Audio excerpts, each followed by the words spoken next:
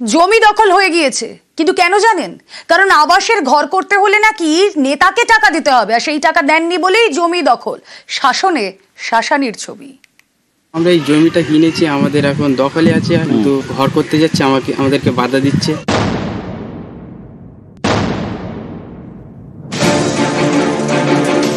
উত্তর 24 পরগনার শাসন, এখানেই শাসক নেতার দাদাগিরি। অভিযোগ, আবাসের বাড়ি করতে হলে নাকি তাকে টাকা দিতে হবে। এখানেই শেষ নয়, অভিযোগ জমিও দখল করে রেখেছেন পঞ্চায়েতের উপপ্রধান। ওটা অঙ্কের টাকা দাবি করছে, আমি তো তোমার জমি ছাড়বো না। হ্যাঁ, আমার জমি ও জোর করে করছে উপপ্রধান। আমি থানায় অভিযোগ করেছি, এখনো কোনো পুলিশ স্টাফ নেইনি। গ্রামের মানুষের অধিকার রক্ষা করতে গেলে সেখানে আমাদের এগিয়ে আসতে হবে। তার কাছে মোটা অঙ্কের টাকা দাবি করেছে বলে একটা অভিযোগ। না, ভিত্তিহীন অভিযোগ, এই ধরনের কোনো অভিযোগের কোনো প্রমাণ নেই। শাসনের খামার নাওবাদ গ্রামের বাসিন্দা শহীদুল গোলদার। তার দাবি, 2010-এ তিনি 11 শতক জমি কেনেন।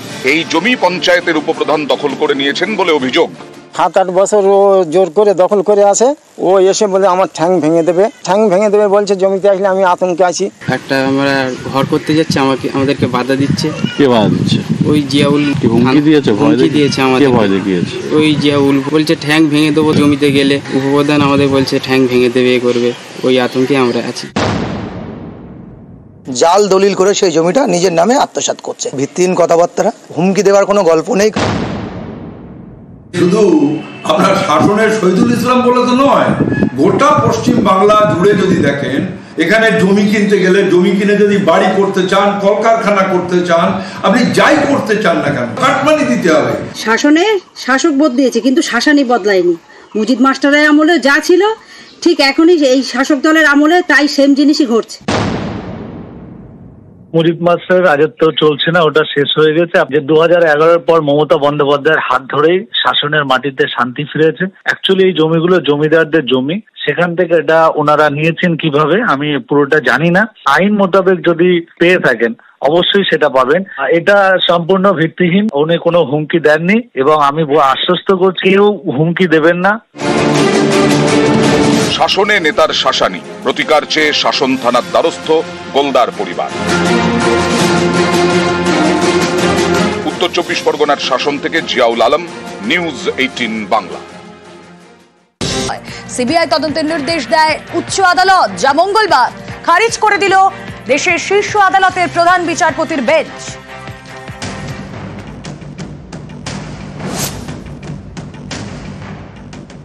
এসএসসি নিয়োগে অতিরিক্ত শূন্যপদ তৈরি করে রাজ্য সরকার। মন্ত্রিসভা ছাড়পত্র দেয়। এর বিরোধিতায় মামলা হয় কলকাতা হাইকোর্টে। সিবিআই তদন্তের নির্দেশ দেয় হাইকোর্ট, যা মঙ্গলবার খারিজ করে দিল দেশের শীর্ষ আদালত। এদিন সুপ্রিম কোর্টের প্রধান বিচারপতি সঞ্জীব খান্না বলেন, সংবিধানে উল্লেখ রয়েছে, মন্ত্রিসভার যে সিদ্ধান্তে রাজ্যপালের সিলমোহর রয়েছে তা নিয়ে তদন্ত হতে পারে না। অতিরিক্ত শূন্যপদ নিয়ে সিবিআই তদন্তের নির্দেশ খারিজ করছি। এই সবের সূত্রপাত 3 বছর আগে। 2022-এর 19 মে অতিরিক্ত শূন্যপদ নিয়ে বিজ্ঞপ্তি দেয় রাজ্য সরকার।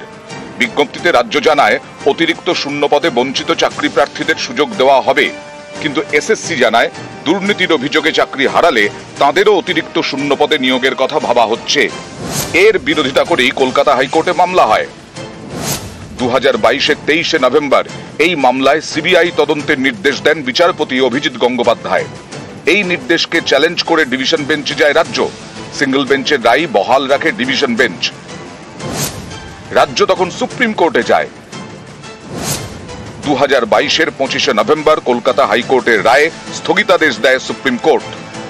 মঙ্গলবার প্রধান বিচারপতি সঞ্জীব খান্নার বেঞ্চে এই মামলার শুনানি হয়। তিনি বলেন, বিচার বিভাগ সাধারণত মন্ত্রিসভার সিদ্ধান্তে হস্তক্ষেপ করে না। মন্ত্রিসভা যদি মনে করে থাকে কোনো মেরিটের ভিত্তিতে সিদ্ধান্ত নিয়ে থাকে, তাতে খুব একটা হস্তক্ষেপ করতে রাজি নই। কারণ মন্ত্রিসভা সিদ্ধান্ত নিয়েছে, তার উপর রাজ্যপাল সিলমোহর দিয়েছেন। মামলাকারীদের আইনজীবী বিকাশ রঞ্জন ভট্টাচার্য তখন বলেন, সিঙ্গল জাজের সামনে এসএসসি স্বীকার করেছে যে বেআইনিভাবে নিয়োগের জন্য চাকরি গেলে তাদের যাতে ফের নিয়োগ করা যায়, সেই লক্ষ্যেই অতিরিক্ত শূন্যপদ তৈরি করা হয়েছে। এরপর প্রধান বিচারপতি বলেন, আপনারা কি বলছেন? মন্ত্রিসভার সিদ্ধান্তের বিরুদ্ধে সিবিআই তদন্ত করবে? মন্ত্রিসভা নিজেদের সিদ্ধান্তে রিট পিটিশনের কথা উল্লেখ করেছে। রিট পিটিশনে বলা হয়েছে, ওয়েটিং লিস্টের প্রার্থীদের যুক্ত করার জন্য সুপার নিউমেরারি পোস্ট তৈরি করা হয়েছিল। আবেদনে এও উল্লেখ রয়েছে সাবজেক্ট টু জাজমেন্ট। তখন মামলাকারীর আরেক আইনজীবী মনিন্দর সিং বলেন, সুপার নিউমেরারি পোস্ট তৈরিতে অনিয়ম স্পষ্ট। প্রধান বিচারপতি বলেন, মন্ত্রিসভা তা অস্বীকার করছে না। কোন উদ্দেশ্যে অতিরিক্ত শূন্যপদ তৈরির সিদ্ধান্ত হয়েছিল সেটা দেখুন। রাজ্যের আইনজীবী কপিল সিব্বল বলেন, মন্ত্রিসভার সিদ্ধান্তের পরিপ্রেক্ষিতে কোনো নিয়োগ করা হয়নি। এরপর প্রধান বিচারপতি বলেন, 2022 সালের 5ই মে মন্ত্রিসভার নোটে স্পষ্ট উল্লেখ করা হয়েছিল যে এসএসসির মাধ্যমে অবৈধভাবে নিয়োগ করা হয়েছে। সুপ্রিম কোর্ট মনে করছে অতিরিক্ত শূন্যপদ তৈরি নিয়ে কলকাতা হাইকোর্টের সিবিআই তদন্তের নির্দেশ যুক্তিযুক্ত নয়। সংবিধানে উল্লেখ রয়েছে, মন্ত্রিসভার যে সিদ্ধান্তে রাজ্যপালের সিলমোহর রয়েছে তার উপরে কোনো তদন্ত হতে পারে না। তাই অতিরিক্ত শূন্যপদ নিয়ে সিবিআই তদন্তের নির্দেশ খারিজ করা হচ্ছে। নিউজ 18 বাংলা। রাজ্য মন্ত্রিসভার সিদ্ধান্তের উপর তদন্ত করবে না সিবিআই। এসএসসির অতিরিক্ত শূন্যপদ নিয়ে সিবিআই তদন্ত নয়, হাইকোর্টের নির্দেশ খারিজ সুপ্রিম কোর্টে। আর এই নিয়ে তরজা তুঙ্গে।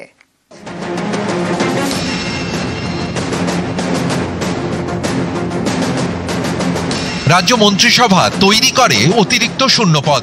2022 সালে এই অতিরিক্ত শূন্যপদ নিয়ে সিবিআই তদন্তের নির্দেশ দেয় হাইকোর্ট।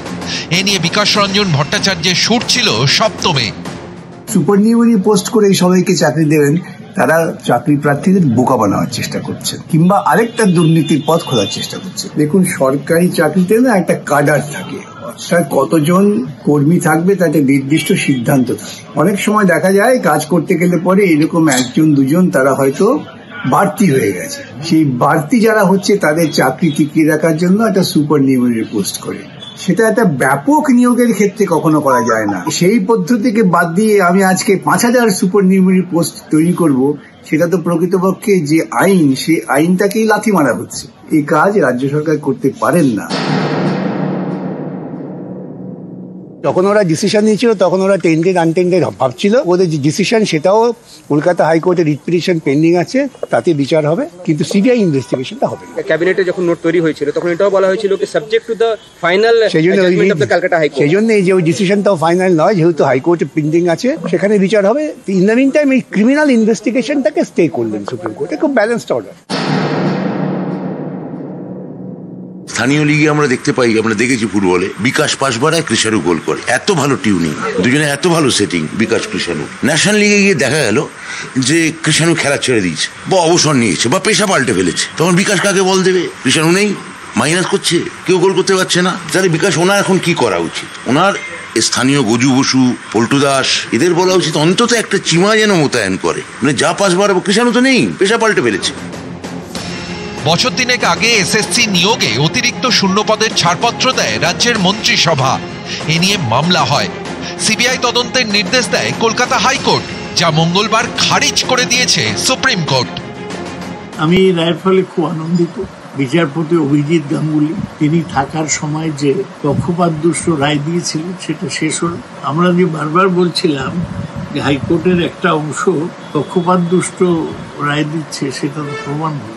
এর ফলে প্রমাণ হলো যে সরকার যে সুপারনিউমারি পোস্ট তৈরি করেছিল সেগুলো বৈধ এবং এদের চাকরি দেওয়ার পদ্ধতিটা শুরু করা যাবে। ক্যাবিনেটের ক্ষমতা আছে সুপারনিউমারি পোস্টও তৈরি করতে। সিবিআইকে যদি পাওয়ার দিয়ে দেওয়া হয় ক্যাবিনেটের ইয়েকে ইনভেস্টিগেট করবে, তো মারাত্মক ইনসিডেন্ট হয়ে যাবে। তাহলে কোনো ক্যাবিনেটই কাজ করতে পারবে না। তাই জন্য অর্ডারটা খারিজ করেছে। উনি আর আরেকজন বড় নেতা বিজেপি বলেছিল না, হোল ক্যাবিনেটকে জেলে ঢোকাবো এই সিবিআই ইনভেস্টিগেশনে। গালে কেমন চুন পড়ে গেল বলো। এই রায় আমরা কেন ধাক্কা খাবো? আমাদের ধাক্কা হওয়ার প্রশ্নটা কি? এখনই জেলে যাবেন না, পরে যে যাবেন না তার তো কোনো গ্যারেন্টি নেই। কারণ এখানে পুরো ক্যাবিনেটকে থেকে অব্যাহতি দেওয়া হলো, কিন্তু এছাড়াও তো হাইকোর্টে বিভিন্ন ধরনের মামলা চলছে, দুর্নীতির মামলা চলছে, সিবিআই এর ইনভেস্টিগেশন চলছে, ইডির ইনভেস্টিগেশন চলছে, সেগুলো তো বন্ধ হলো না। সেই ইনভেস্টিগেশন তো চলবেই। নিউজ 18 বাংলা।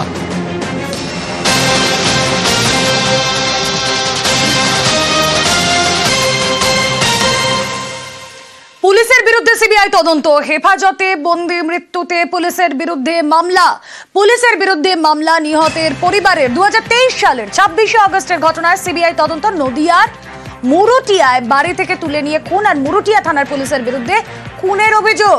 সমীর রয়েছেন প্রতিনিধি আমাদের সঙ্গে। সমীর, দেখো রুমেলা, গত 2023 সালের 25শে আগস্ট রাতের বেলায় পুলিশ বাড়িতে যায় শওকত মন্ডলের এবং তাকে মারতে তুলে নিয়ে আসে বলে অভিযোগ, এবং 26শে আগস্ট সকালবেলায় বাড়ির থেকে পিছনে বাসঘাট থেকে তার মৃতদেহ উদ্ধার হয়। পরিবারের পক্ষ থেকে পুলিশের বিরুদ্ধে খুনের অভিযোগ দায়ের করা হয়। এবার ঠিক কিছুদিন পরে 18 সেপ্টেম্বর ওই গ্রাম থেকে তার 14 কিলোমিটার দূরে ধারা গ্রামে নওশাদ শেখ বলে এক ব্যক্তির ক্ষতবিক্ষত দেহ উদ্ধার হয় এবং তাকে খুন করা হয় বলে অভিযোগ।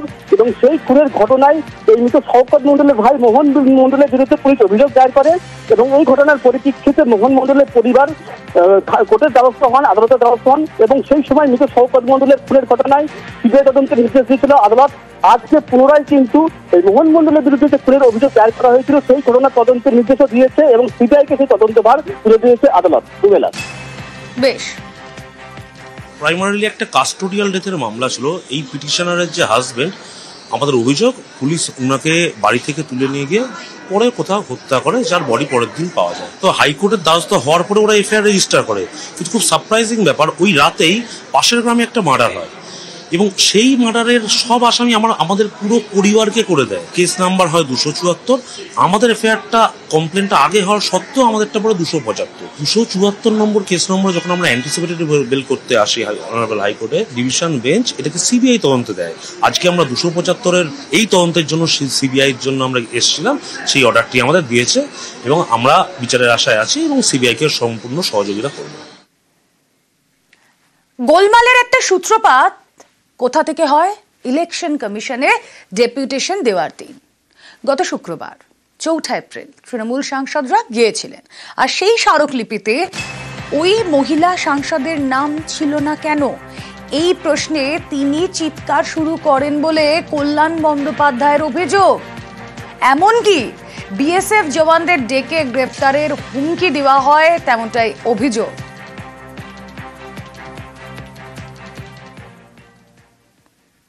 আমাদের একজন মহিলা এমপি বলছে আমার নাম নেই কেন, আমাকে দিয়ে সিগনেচার কালেক্ট করা হয়নি কেন। দেন সি সাউটেড যে ডেলিভারিটলি আমাকে সিগনেচার করে না। আমি ডোন্ট কোয়ার্ড উইথ মি, আমার সঙ্গে ঝগড়া করুন। Then she was shouting at a top level, I was also shouting. In the meantime সেই ভদ্রমহিলা দৌড়ে চলে গেলেন বিএসএফ কে গিয়ে বলছে অ্যারেস্ট নাই এমপি, অ্যারেস্ট। ভাই আমি 40 বছর রাজনীতি করছি, আমি শুধু আদানি আর মোদির বিরুদ্ধে লড়ি না, আমি সবাইকার বিরুদ্ধে লড়ি। সেই মহিলার কোনো ইস্যু নেই মহিলা এমপি, একটি আদানি আর একটা নরেন্দ্র মোদী। অন্য বিজেপির কোনো নেতাকে চ্যালেঞ্জ করে না, পশ্চিমবাংলার কোনো নেতা সম্বন্ধে কিছু বলে না। আমার মতো একজন লোককে বলছি জেলে ঢোকাও, বলেছে অশালীন শব্দ ব্যবহার, এটা মিথ্যে কথা সম্পূর্ণ। আমাদেরই একজন এমপি যে বাইরে থেকে এসছে, আমাদের প্রদেশের নয়, সেই বাইরের প্রদেশের এমপি, সেই ভিডিওটা করে বাজারে ছেড়ে দিয়েছে। এবং এই যে মহিলা এমপি, এই মহিলা এমপি গত কিছুদিন আগে আমাকে ছোট লোক বলেছে ইন দি পার্লামেন্ট ইটসেলফ। এবং যে চিঠি ইলেকশন কমিশনে যে চিঠি পড়েছে তাদের সেই এমপি সই নেই। সেদিনকে জানিয়েছি, ডিরেক্ট জানিয়েছি, সুবিধা জানিয়েছি, সুবিধাকেও আমি জানিয়েছি। দল যেদিন বলবে ছেড়ে দিয়ে চলে যাব, কিন্তু এইসব অসংখ্য মহিলা এমপিকে সহ্য করবো না। দের লিমিট অফ দি থিংস। পার্টিকে লজ্জায় ফেলেছে। না, এখানেই শেষ নয়। তৃণমূলের সাংসদদের মধ্যে ঝামেলার এখানেই শেষ নয়। কল্যাণ বন্দ্যোপাধ্যায় নিশানা করেছেন এক মহিলা সাংসদকে, নিশানা করেছেন কীর্তি আজাদকে, এবং নারদ প্রসঙ্গ টেনে সৌগত রায়কেও তীব্র আক্রমণ কল্যাণ বন্দ্যোপাধ্যায়। সুদীপ বন্দ্যোপাধ্যায় ওই যে অকপিলে ছিল, তার আগে আমি সুজিতাকে ফোন করেছি, সুজিতা বলে না তুমিই বলবে, জিজ্ঞেস করো সুজিতাকে। 8 মাস ধরে আমি খাটছি ভাই, তখন তো একটা লোক আসেনি। কোন সৌগত রায়ের মতো পণ্ডিত তো এসে বলেনি কল্যাণ 4টে পয়েন্ট আছে, বরঞ্চ ব্যঙ্গ করেছিল হাত কেটে গেছে কিনা। সৌগত রায় ওই রকম ধরনের লোক, দিদি যা বলেছে সেই অনুযায়ী আমি বলেছি। দলের ভাবমূর্তি অনেক কারণে নষ্ট হয়, সৌগত রায়ের জন্য তো নষ্ট হয়েছে। নারদার টাকা খাওয়ার জন্য সৌগত রায়ের জন্য নষ্ট হয়নি। যারা ওই মহিলা এমপির জন্য বড্ড দরদ, সেই যে আমাকে যে অ্যারেস্ট করাতে বলছিল সেটা ঠিক করেছে তো। সৌগত রায়ের ক্যারেক্টারটাই হচ্ছে এর পিছনে লাগা, ওর পিছনে লাগা। প্রিয়রঞ্জন দাসমুন্সির লোক ছিল এরা। এরা মমতা ব্যানার্জিকে গালাগাল দিলে এদের গায়ে লাগে না, এখন যদি প্রিয়দাকে গালাগাল দাও ওদের গায়ে লাগবে।